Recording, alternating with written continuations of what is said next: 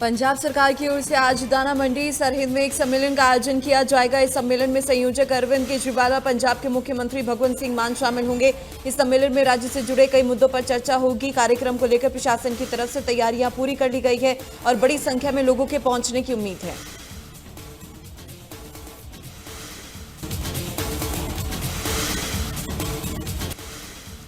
Punjab traders commission की review meeting वित्त मंत्री हरपाल चीमा की अध्यक्षता में वीडियो कॉन्फ्रेंसिंग के जरिए आयोजित की गई। इस मीटिंग में सभी जिलों के डीसी, एएसपी, कॉर्पोरेशन के अधिकारी, पीएसपीसीएल और टैक्स विभाग के अधिकारी शामिल हुए। मीटिंग में ट्रेडर्स कमीशन के नुमाइंदों ने व्यापारियों के साथ हुई बैठकों में सामने आई मुश्किलों का समाधान 15 दिनों के भीतर करने के आदेश दिए।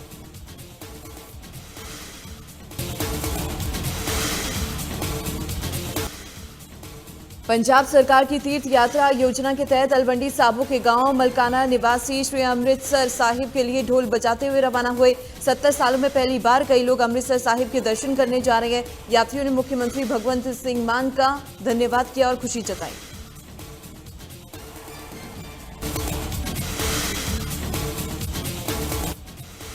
पंजाब के कैबिनेट मंत्री संजीव अरोड़ा ने लुधियाना में प्रेस कॉन्फ्रेंस की। इस दौरान उन्होंने प्रदेश में पेट्रोल डीजल को लेकर स्थिति साफ की। मंत्री संजीव अरोड़ा ने कहा कि पंजाब में पेट्रोल डीजल या घरेलू गैस की कोई कमी नहीं है। कमर्शियल गैस सिलेंडर को लेकर थोड़ी बहुत दिक्कत जरूर सामने आ रही है। इसके लिए गाइडलाइन जारी की गई है। उन्होंने लोगों से स्टोरेज न करने की अपील की।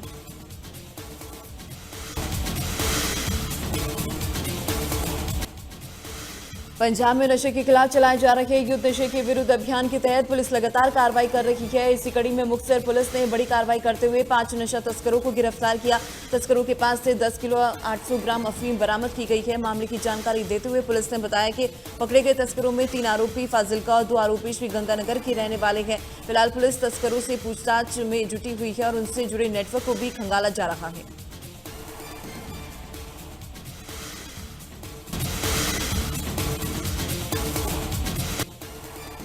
फगवाड़ा में एचपी गैस एजेंसी के बाहर गैस सिलेंडर की कमी को लेकर गुस्साए लोगों ने विरोध प्रदर्शन किया। लोगों का आरोप है कि 1.5 से 2 महीने से बुकिंग के बावजूद सिलेंडर नहीं मिल रहे और अब एजेंसी अक्सर शटर बंद कर देती है। प्रदर्शनकारियों ने सड़क पर गैस सिलेंडर फेंककर विरोध जताया, जिससे भारी जाम लग गया। पुलिस ने मौके पर पहुंचकर प्रदर्शनकारियों से बातचीत की और प्रदर्शन हटवाया गया।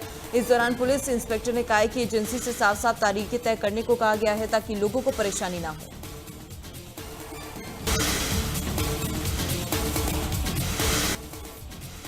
मुख्यमंत्री तीर्थ योजना के तहत आज अंबाला छावनी रेलवे स्टेशन से अयोध्या के लिए विशेष ट्रेन रवाना होगी। मुख्यमंत्री नायब सिंह सैनी ट्रेन को हरी झंडी दिखाकर रवाना करेंगे।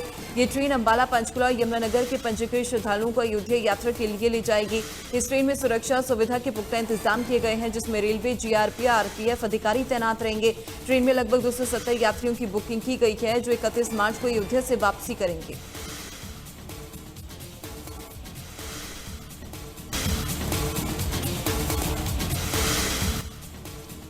मिडिल ईस्ट में जारी तनाव के बीच हरियाणा के ऊर्जा मंत्री अनिल विज का बयान सामने आया है। उन्होंने कहा कि पेट्रोल, डीजल और एलपीजी की कोई कमी नहीं है और न ही कोई लॉकडाउन लगेगा। कैबिनेट मंत्री अनिल विज ने कहा कि स्थिति पूरी तरीके से नियंत्रण में है।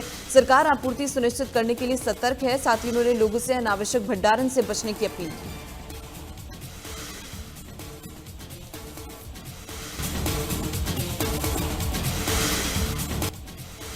पलवल के गांव माहौली में 21 जनवरी को खेतों से किसान का अपहरण कर उसे यमुना नदी में डुबोकर मारने की कोशिश के मामले में होडल की क्राइम ब्रांच टीम ने आरोपी को गिरफ्तार कर लिया। आरोप है कि उसने अन्य आरोपी के साथ मिलकर गन्ना ट्रैक्टर पर ले जा रहे किसान को अपहरण कर यमुना नदी में धक्का दे दिया था। पुलिस ने आरोपी को कोर्ट में पेश कर रिमांड पर लिया है और हथियार बरामद करने की प्रक्रिया जारी है।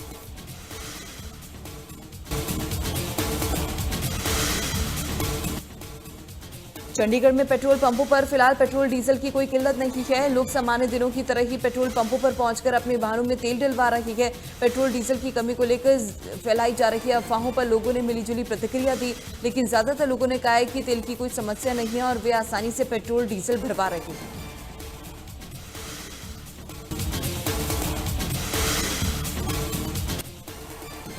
खाद्य एवं आपूर्ति मंत्री राजेश नागर ने फरीदाबाद स्थित मेयर कैंप कार्यालय में अधिकारियों के साथ बैठक की। इस दौरान उन्होंने तिगांव विधानसभा क्षेत्र में चल रहे विकास कार्यों की समीक्षा की।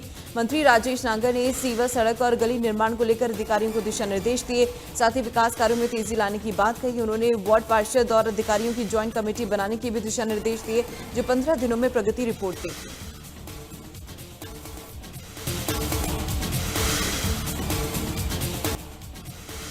फरीदाबाद के YMCA यूनिवर्सिटी में आज रोजगार मेला आयोजित किया जाएगा। इस रोजगार मेले में 100 से ज्यादा कंपनियां और कई हॉस्पिटल शामिल होंगे। ये कंपनियां कई पदों पर युवाओं की नियुक्ति करेंगी। इसी कड़ी में कैबिनेट मंत्री विपुल गोयल ने बताया कि ये पहल युवाओं को रोजगार उपलब्ध करवाने की दिशा में अहम कदम है। प्रधानमंत्री नरेंद्र मोदी और मुख्यमंत्री नायब सिंह सैनी के संकल्प को आगे बढ़ाया जा रहा है। अगर कुछ युवाओं का चयन नहीं हुआ तो उन्हें दूसरा मौका दिया जाएगा। पानीपत में लॉरेंस गैंग के नाम पर बीजेपी नेता समेत 4 बिजनेसमैन से 22 करोड़ रुपए की रंगदारी मांगने का मामला सामने आया है। सभी को व्हाट्सएप कॉल पर धमकी दी गई थी कि अगर समय से रंगदारी नहीं दी गई तो परिवार समेत गोली मार दी जाएगी। बीजेपी पार्षद गौरव श्रीवास्तव को कॉल करने वाले ने खुद को रणदीप मलिक बताया है और उनसे 5 करोड़ रुपए की रंगदारी मांगी है। इसी के साथ ही पानीपत के 2 बिजनेसमैन से भी Lawrence gang member Randeep Malik ने 15 करोड़ रुपए की मांग की। पुलिस ने सभी की शिकायतों पर FIR दर्ज कर जांच शुरू कर दी है।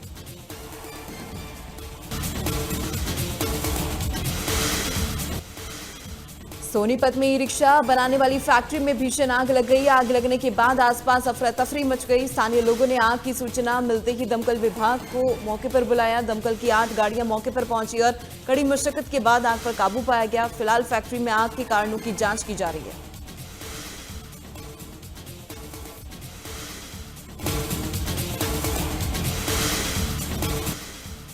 फरीदाबाद में दर्दनाक सड़क घटना सामने आई है, जहां बेकाबू ट्रक ने बुजुर्ग महिला को टक्कर मार दी। इस हादसे में बुजुर्ग महिला बुरी तरीके से घायल हो गई। स्थानीय लोगों ने महिला को अस्पताल में भर्ती कराया, लेकिन इलाज के दौरान बुजुर्ग महिला की मौत हो गई। वहीं महिला के परिजनों ने सड़क पर जमकर प्रदर्शन किया। सूचना मिलते ही पुलिस मौके पर पहुंची और आरोपी को गिरफ्तार कर लिया गया। फिलहाल जांच जारी है।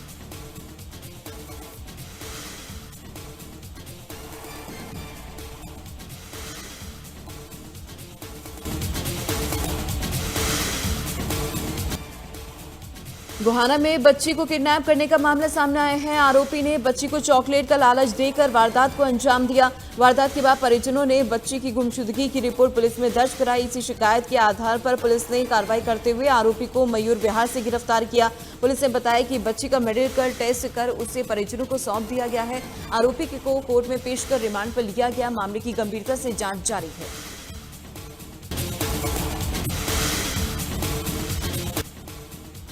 प्रयागराज के मांडा इलाके में शुक्रवार सुबह एक दर्दनाक हादसा हो गया, जहां गंगा स्नान के दौरान बामपुर घाट पर 7 बच्चे डूब गए। वहीं हादसे की सूचना मिलते ही स्थानीय मछुआरों ने तुरंत कार्रवाई करते हुए 3 बच्चों को सुरक्षित बाहर निकाल लिया, जबकि 4 बच्चों की मौत हो गई। बता दें कि ये सभी बच्चे बामरपुर गांव की दलित बस्ती के रहने वाले थे।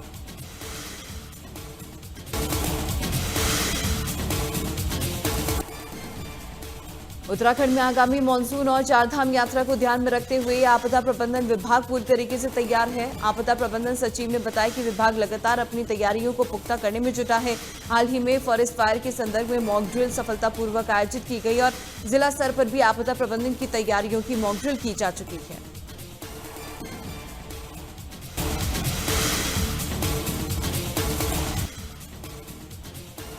यूपी के विकास को नई रफ्तार देने वाले नोएडा इंटरनेशनल एयरपोर्ट उद्घाटन होने जा रहा है। प्रधानमंत्री नरेंद्र मोदी आज नोएडा इंटरनेशनल एयरपोर्ट के पहले फेज और कार्गो टर्मिनल का उद्घाटन करेंगे। इस मौके पर PM MRO फैसिलिटी का भी शिलान्यास करेंगे।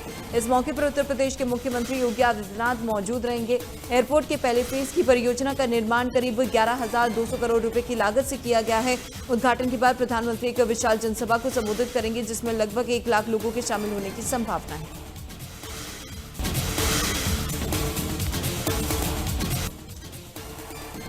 मिडिल ईस्ट के हालात पर प्रधानमंत्री नरेंद्र मोदी ने राज्यों के मुख्यमंत्रियों के साथ वर्चुअल बैठक की। करीब 2.25 घंटे चली इस बैठक में प्रधानमंत्री ने राज्यों से उनकी तैयारियों के बारे में जानकारी ली। इस मौके पर प्रधानमंत्री ने कहा कि सभी राज्य टीम इंडिया की तरह मिलकर काम करें और अपनी तैयारियां मजबूत रखें। PM ने भरोसा जताया कि टीम इंडिया के तौर पर मिलकर काम करते हुए देश इस हालात से उभरेगा और कामयाब होगा। साथ ही उन्होंने राज्य से सप्लाई चेन को ठीक से चलने और जमाखोरी और मुनाफाखोरी के खिलाफ कड़े कदम उठाने की अपील की।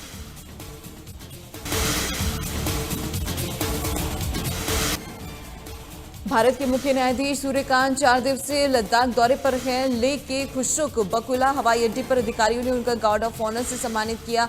अपने दौरे के दौरान आज मुख्य न्यायाधीश लेह और कारगिल में नवनिर्मित जिला न्यायालय भवनों का लोकार्पण करेंगे। न्यायालय परिसरों का उद्देश्य दूरदराज क्षेत्रों के लोगों को बेहतर न्यायिक सुविधाएं उपलब्ध कराना है। इसके अलावा मुख्य न्यायाधीश 14 कोर के सैन्य कर्मियों को संबोधित करेंगे।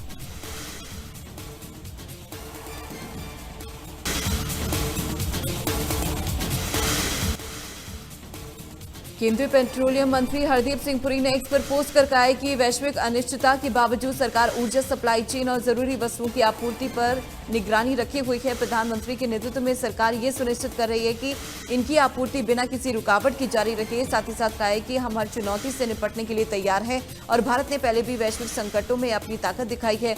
लॉकडाउन को लेकर फैल रही अफवाहों को लेकर भी ये कहा है कि यह अफवाह पूरी तरीके से गलत है और उन्होंने स्पष्ट किया कि सरकार के पास ऐसा कोई प्रस्ताव नहीं है। ऐसे में हमें शांत और जिम्मेदार रहना चाहिए।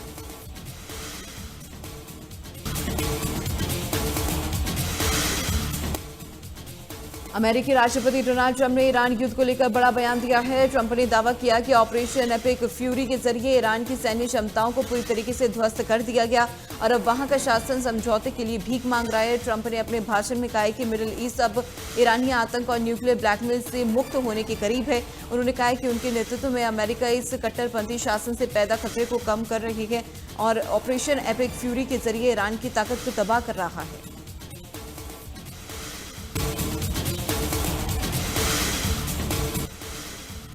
मिडिल ईस्ट में जारी तनाव के बीच ईरान के न्यूक्लियर प्लांट पर भीषण हमला कर दिया गया। ईरान की सरकारी मीडिया का दावा है कि उनके न्यूक्लियर प्लांट को निशाना बनाया गया है। इसमें हैवी वाटर प्लांट और येलो केक प्रोडक्शन प्लांट शामिल है। रिपोर्ट के मुताबिक ये हमला खुदा पावर प्लांट पर हुआ है। यहां करीब 10 बार हमला किया गया। इस हमले से अब तक किसी के घायल होने या फिर मौत की खबर सामने नहीं आई है। यहां से रेडिएशन की भी कोई खबर नहीं है। बता दें कि खुदाम पावर प्लांट ईरान के मध्य भाग में अराक शहर के पास खुदाम इलाके में मौजूद है।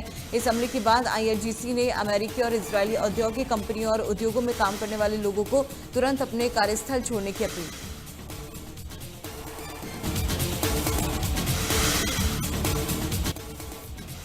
अमेरिका के विदेश मंत्री मार्को रूबियो ने G7 देशों के साथ हुई बैठक के बाद ईरान के साथ चल रही जंग को लेकर बड़ा बयान दिया है। उन्होंने कहा कि अमेरिका को उम्मीद है कि ईरान में उसका सैन्य अभियान महीनों में नहीं बल्कि कुछ ही हफ्तों में पूरा हो जाएगा। उन्होंने बताया कि G7 देशों के साथ बहुत अच्छी बैठकें हुई है जिनमें उन्होंने खास तौर पर ईरान को लेकर अमेरिका की रणनीति और नजरिए साझा किए। रूबियो ने कहा है कि ईरान के संभावित टोल सिस्टम पर आपत्ति जताई है और कहा है कि ऐसा कदम अवैध और दुनिया के लिए खतरनाक होगा। उन्होंने ये भी कहा कि अमेरिका ईरान के साथ बातचीत को लेकर आगे की स्थिति स्पष्ट होने का इंतजार कर रहा है।